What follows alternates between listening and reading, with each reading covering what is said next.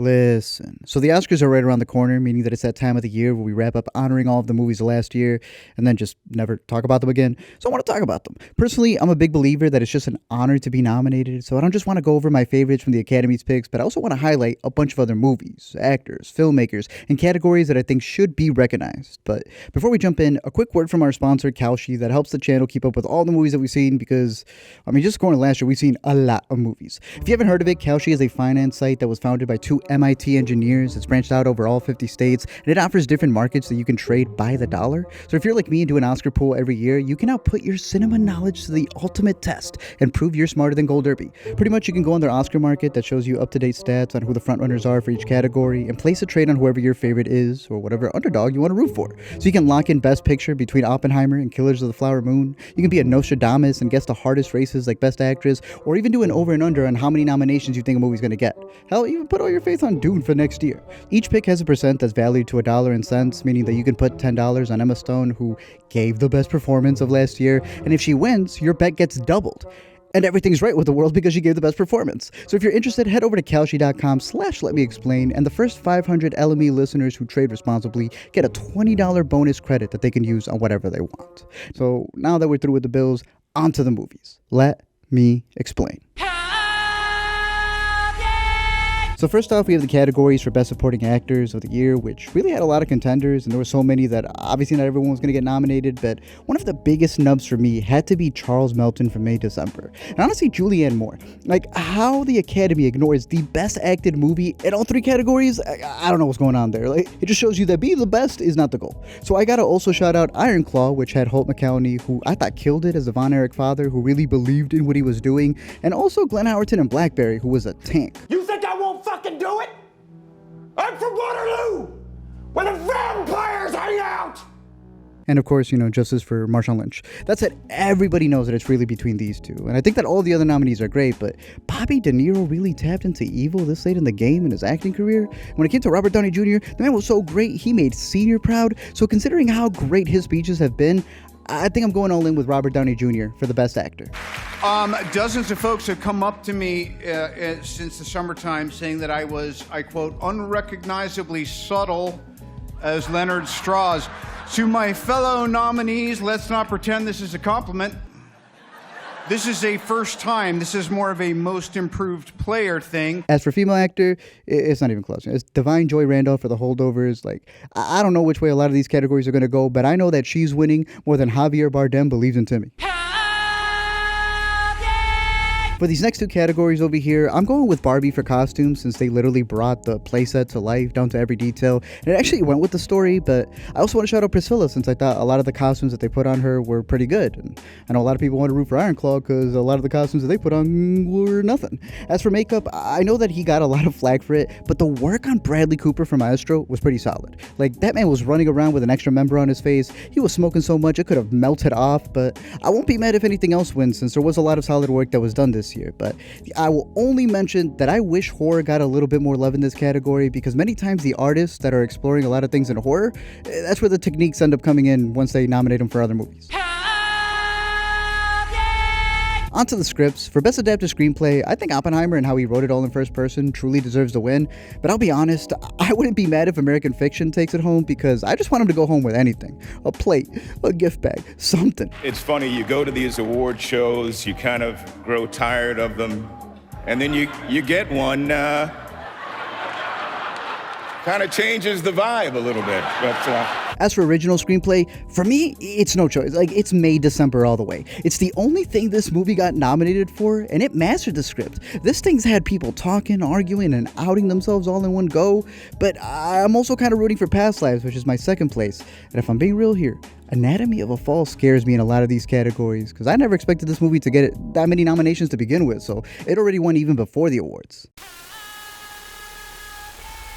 Onto the audio categories, I'm going Zone of Interest for sound editing, even though I know it's not smart to bet against Oppenheimer, but this movie went so above and beyond with the sound that they had their own audio script for the movie that was bigger than the actual script. It captured all of the horrors that you never see in the movie but surround you invisibly, and I think just for that it should get the recognition. For Best Original Score, I'm going Oppenheimer because Can You Hear the Music has been on my playlist longer than music with lyrics, and that's because Ludwig killed it. I do want to highlight Daniel Pemberton's score for Across the Spider-Verse because he did like so many interesting techniques. If you listen to any interview, he's going to teach you something new that he did, and they just didn't honor it. I think The Boy in the Heron also had a good score, and Gary Gunn for 1001 really set the setting and tone for a lot of the scenes in that movie. But to wrap up these, best song is easily Billie Eilish, who's going to go 2 for 2 for the Barbie song, What Was I Made For? Like, this girl's about to have 3 EGOTs in total. My other highlights would be a couple of songs that were in theater camp, specifically Camp Isn't Home, which I thought was pretty good. Pretty much any song from the Spider-Verse soundtrack would have been a pretty good pick for me. But Barbie also had 2 other songs that, it sucks that they're going to have to lose to themselves, but I am looking forward to their performances. Color Purple had that one song with Halle that was available to be nominated, but they didn't give it to it. Flora and Son had 007. I know Olivia had the main song for the Hunger Games movie, but that one song, Pure as the Driven Snow, man, that was so good. I wanted to see that one live. And then even J. Cole for Creed. Like, it was like a minute of rapping, but I would put it over a lot of these other nominees. Now, I have a whole article on the website, theA2ZShow.com, where you can catch all of these shorts. I tried to link pretty much most of them that are streaming at home, so go check that out if you are curious. But when it comes to live action, I really do feel Wes Anderson is going to win it for this one, even though I think Poison was his better short film that he released on Netflix. And I just hope that this doesn't continue that trend of, feature directors dunking in this category, because it's like an easy win for them. But if he does win, and considering I mentioned this before, I guess it just continues the pattern. As for animation, 95 Senses was fantastic. It comes from the duo who did Napoleon Dynamite, which is having their anniversary this year, and I think they still got it, and I hope they get some gold soon. Then there's the Best Doc Short, which I think is a pretty sad category. You have Last Repair Shop, that's been a juggernaut, and is a really good story, but then you watch like The Barber of Little Rock, and that's just a profound tale of this dude who's doing everything for the people around him, and yet I still have to bet with my heart. And Nine and WIPO has been one of my favorite shorts in general since I caught it at South by last year. That dude's got a new movie called Dee Dee this year. I hope Nine gets the gold because I want to see her speak up there. Now for these next categories that I have here for all 3, man, there should be more than 5 documentaries, international films, and especially animated films. Like, they're all features. I know that Best Picture is able to get like around 8 or 10, and I just think it's ridiculous that they close a lot of these down. So for starters with documentaries, if you wanted any of these picks right here, I'm just going to highlight all of these posters since I've seen about 200 documentaries from the past year. And you know what? Luckily, 4 Daughters and 20 Days in Mariupol were the standouts for me and also got a nomination. They're neck and neck with each other. I'm gonna have to give it with 4 Daughters though, so that's gonna be my lock-in for Best Documentary Feature. As for international, here's another slew of international selections that I think should have gotten some love, and again, I think the category should be bigger, but it's gonna be hard to fight against Zone of Interest. That has been nominated for other categories. It's pretty much an art installation that got showed in movie theaters, but I wouldn't be mad if Perfect Days or Teacher's Lounge took it. As for Best Animated Feature, look, it can go Boy in the Heron. But Spider-Verse, I truly think deserved a Best Picture nomination. I'm going to go with Spider-Verse, but shout out to Mona, and for the Migration Hive out there, we see you. Now for the midway point, I did want to pitch a couple of other categories that I think should be awarded at the Oscars, like Best Ensemble Casting. I know that we're about to get a Best Casting Director in a couple of years, but I think that Best Ensemble really allows character actors and a lot of the people who make up, the movie to really get some love, and I think Asteroid City, How to Blow Up a Pipeline, and Theater Camp really excelled in that. Obviously, there's the stunt category that people have been arguing for the longest time, and once they do award it, man, they're going to be so embarrassed they didn't start it sooner, but, I already have a quick list of nominees right here because they were all great. John Wick, Falling Down the Stairs, Iron Claw, where Zac Efron was hurting his back, Creed 3, where they had muscles on top of muscles, and then Gran Turismo. In order for him to fit in the car without the helmet, Oh, wow. the helmet was touching at some points, has to sit on dry carbon. So you know what a race car's like, it's millimeters from the ground. He's feeling everything through a carbon chassis, no compression or anything. So, and he's acting as well.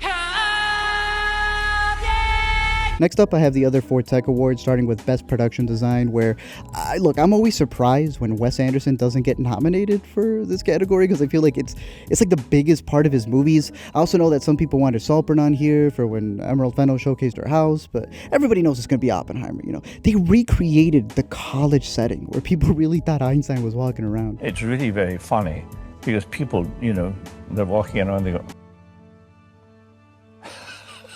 Like, they went back and recreated Los Alamos. They probably got radiation from this movie. As for best film editing, Oppenheimer again. I am going to show some love, though, to Spider-Verse, because I do feel that animated films don't usually get highlighted here, and I think it's integral, especially with the way that this story was told. Even having different versions of the movie that were out there. I also think that Rye Lane and Theater Camp are other ones to highlight, because these were comedies that I thought really stood out because of the editing and how it was able to present a different take on the rom-com or improv musicals. But again, it's Oppenheimer. Everybody knows that. For visual effects, it's neck and neck between these two because, look, the creator really reinvented the approach to CGI and filming on location without all of the dots. Like, I truly think it's an incredible movie that does some stuff that's going to be honored, that should be honored, really, because it legit is going to change the way cinema is made. But the Godzilla -1 team put a VFX reel with a stop-motion talking lizard. The amount of detail put into this blockbuster with such a small crew is so astounding that I'm marking down Godzilla -1 as my pick. For cinematography, I'm highlighting the creator again because, it's so impeccably shot, I almost forget it doesn't have a good script. Plus, everyone's praising Dune 2 right now, and the cinematographer for that, Greg Fraser, he composed the shots for this, so it makes sense. I think Godland was another international movie that was beautifully shot. All Dirt Roads Taste of Salt was just poetic. But only Oppenheimer had regular-ass people going to see a black and white 70mm film on an IMAX screen. And then it was just a bunch of old guys talking about a bomb that goes off for only 5 minutes. It's beautiful, and Hoyte deserves the gold and another scarf. Now we're at the big ones with Best Director, which obviously should go to Christopher Nolan. Like, there is no reason why before this year, the only gold this man had was the MTV Movie Awards popcorn bucket from 2002. It doesn't make any sense, but this man is due. And that's why I'm a little worried that Justine Tripe might come out of nowhere for Anatomy of the Fall. Like, it would be dope to hear her speak, but this is Nolan's year. Honestly, they should just split the difference and give it to Martin Scorsese, because I'm sure he wouldn't mind another Oscar in the house. Oscar, show me sadness. As for the nominees for the biggest award, I would add these two, Spider-Verse and Iron Claw, because I think that, in 10 years' time, it's supposed to make up what the people are going to think of, and these are movies that people are going to remember. But as for the top ones, I think it's between Killers of the Flower Moon and Oppenheimer. I think that this is going back to the No Country for Old Men versus There Will Be Blood. You got the movie where they're scheming for oil, and the other where they're leaving a country for absolutely no men. I feel the Academy is going to go the Oppenheimer route, just like they did with the Coens, but just like PTA's... Personally, I think Scorsese is my personal top of the year.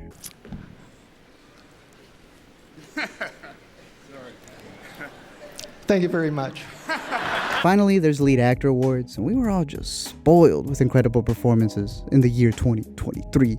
But we all know it's these two. This year is so great that even though I think it should be Cillian, it's one of those where, I don't mind if Paul Giamatti wins. Even when it comes to the best actresses, it was another stacked year where they could have nominated 10 other actresses just to get more publicity for the show, and even then there would still be people complaining about snubs. But the two that really stood out to me was just, again, May December not getting anything with Natalie Portman, and 1001, because Tiana Taylor was so good in that movie that you just know they're going to be kicking themselves in the butt, because she's in that new PTA movie. Stills have leaked. Y'all are going to be honoring her for that one and realizing that you're already late here. But again, the final two are really obvious. It's Emma Stone in Poor Things and Lily Gladstone in Killers of the Flower Moon. I feel like it's another kind of fight that they had last year with Cate Blanchett versus Michelle Yeoh, where I don't get why people are arguing for an actress. Look, I want Lily Gladstone to win, but if you're arguing that she is the second best actress, but you want it for the story, man, at least believe in her fully. I truly think Emma Stone is the best actress of the year with her performance of Bella Baxter in Poor Things. But look, I wouldn't be mad if Lily Gladstone wins, which is why, at the end of the day, I'm going Annette Bening and a Nayad sweep. All right, okay.